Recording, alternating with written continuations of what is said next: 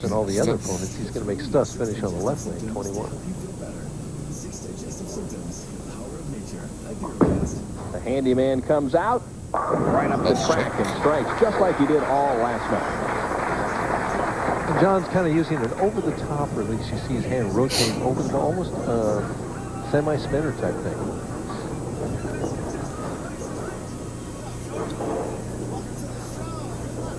Stus now has to forget about everything other than the title match. He's off with the speed that time, and the ball fits quickly. 4-6-7. See, then what goes through his mind right then, is that the lane or was that me? So the next time he comes up on that lane, the tendency is to say, you know, it's the lane, I'm going to move the board left, but I really think he just threw the ball slowly. I wonder what the speed was on that shot. I think it was down less than 17. I bet it was too. When he shot the 300 game, every shot was over 17. Oh, he was coming in there about 18. Yeah, the adrenaline was really flowing. He was doing fastballs. What a night for Gene Stus. And thankfully, you and I were here to watch it, huh? Thankfully.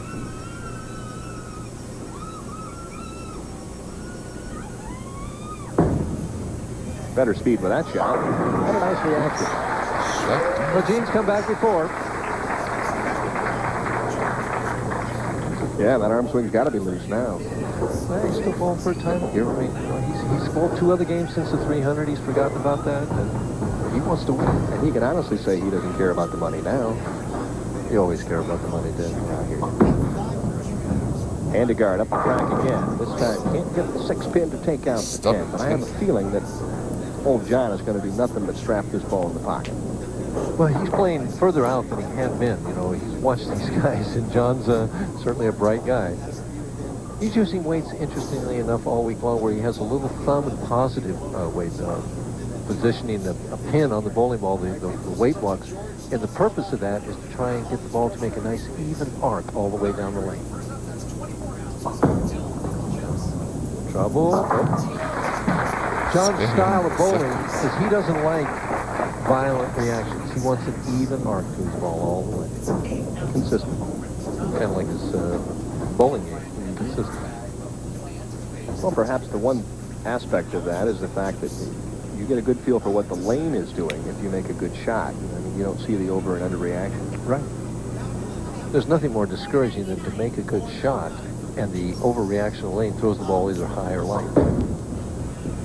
Went a little further right with this one, making him a rolling back and rolled out in the pocket. Well, see, that's that weight that he's got in the ball makes the even reaction. The whole idea of it is when the ball hits a dry area of the lane, it doesn't overreact. It makes a gentle move rather than a hard one. If it hits the oil, it kind of rides it.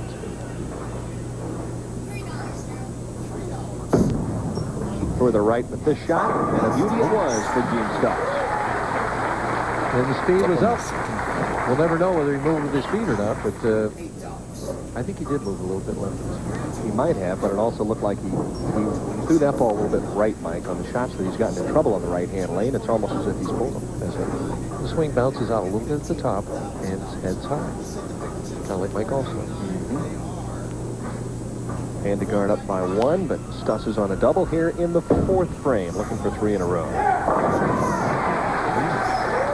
This guy's a competitor all the way through, I'll tell you what.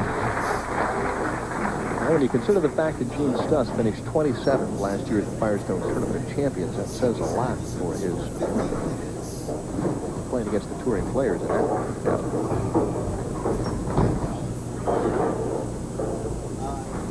Handegard trailing by 9, gives it room. Didn't make it back. Interesting, he picked the finish on this lane.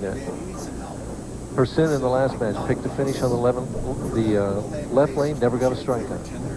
Now John has picked the finish on the right lane and soft pin and a 2-pin.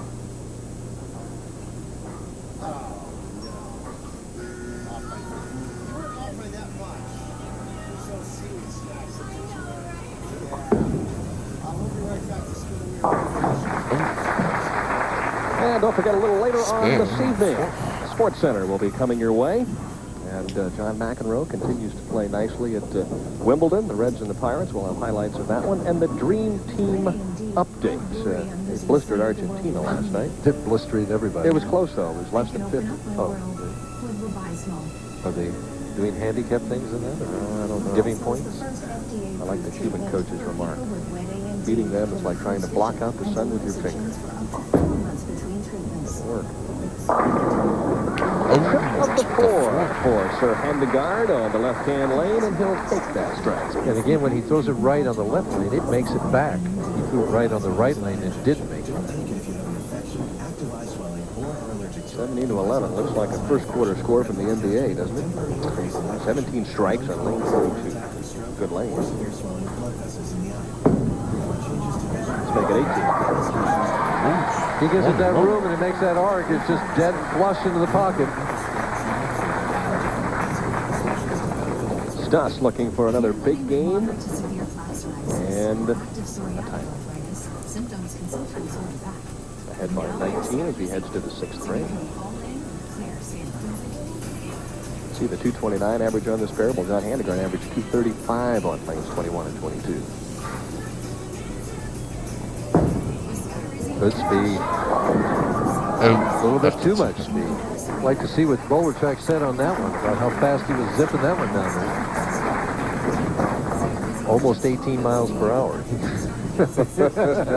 People can make sure that one didn't go high. That's Joe Berardi's speed at a spare 17.9. Oh, no, he gets it up about 20. Yeah, he revs it up about 20. You're right.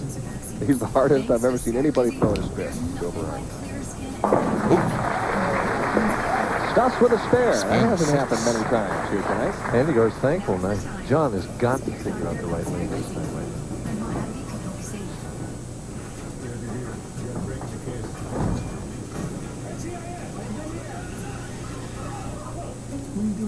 What are you doing here? Grabbing my popcorn. More room. Great reaction. What a nice adjustment. Did you see that? It's like he went one and one right with his feet and one right with his target and just made a perfect shot. See the straight swing. Short. Look at the follow through, the balance. Now the arc of the ball. And watch the 6-pin just kind of lay on that 10. Nudged it over. Kiss and a kick, and the 10-pin disappeared. A double for Handy. If he strikes here, he retakes the lead.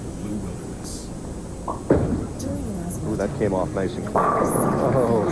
The thing about John Handegard, Mike, you can pick the 1st frame, the 7th frame, the 4th frame, look at him in his shot, and they all look exactly the same. You wonder why he didn't do better as a younger bowler. I mean, with a solid game like that. Well, I was there at his worst moment in Salt Lake City. I remember that one too. The final 8 games, he was leading by almost 300 pins, and Wayne Chester caught it. Hurry. Thankful that the 7-pin fell. He'd roll around, almost hit that 2-pin end. I tell you what, he's got it coming out of the sky at pin. He still trails by 3 if he makes this. Next week in Escondido, Palomar Lanes, I'm told that they still have room for a few more Pro-Am entries. If you're interested in bowling with Gene Stus or John Handegard, you'd love to bowl with Gene. Ask him about that $110,000 shot. Oh, and a mistake for Stus. At this point in time, that was a lapse in concentration. Well, he played it from the inside, and it hit the oil and just skidded right by. He kept waiting for it to hook, and look at the difference. So close. Could fit a piece of paper in between those. That's like he missed by a freckle. Yes, by a freckle.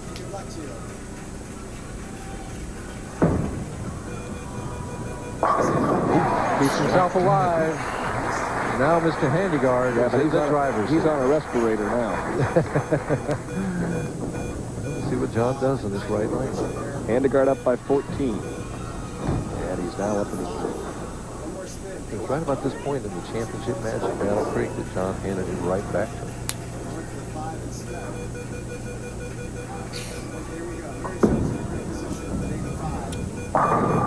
Not this time, boy. Make that for me. He didn't get to be Senior PBA Player of the Year for nothing. Just a perfect shot. What's a re-rack here now? Same shot again. You can't tell the difference. The ball makes the arc. A little bit more pressure. That's a board 17 strike. And when you say board 17 strike, what are you referring to? Well, there are 39 boards on the lane, and the center of the pocket on both sides is board 17.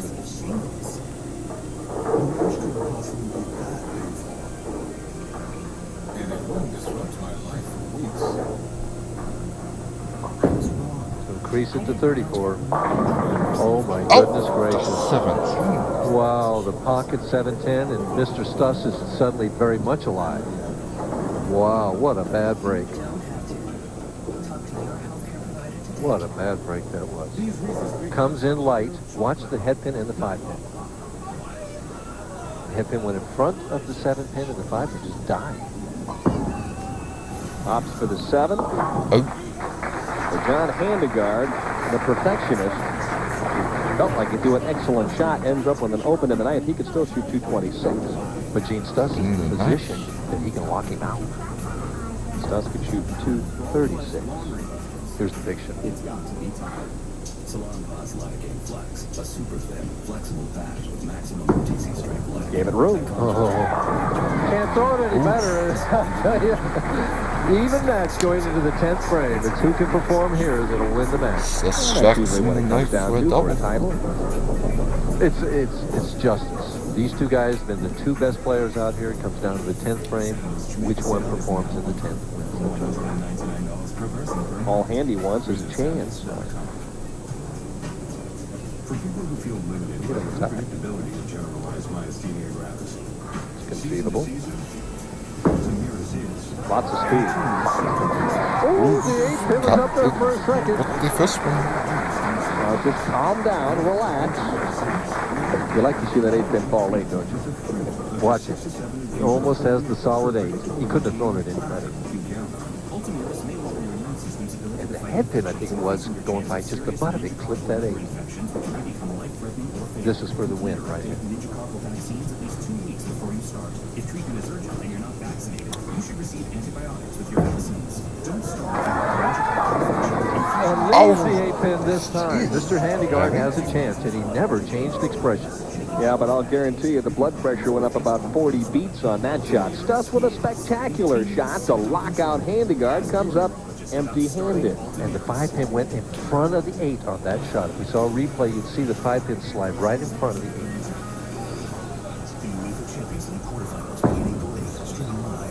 Stus on one hand has to be thinking, I got a great break with the first shot, and then, well... That's 10th. Ooh. That means Handegard has to strike out. Watch the reaction. Look at the 5. See, right in front of the 8, like a bullet shot over toward the 7. Just flicked it, but the 8 pin remained. Now Stus has to watch John Handegard.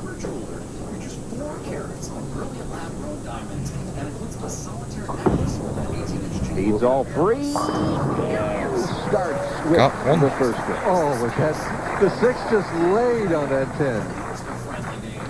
I don't know if he's going to strike out, but I'd be willing to put some money that he is going to hit the pocket.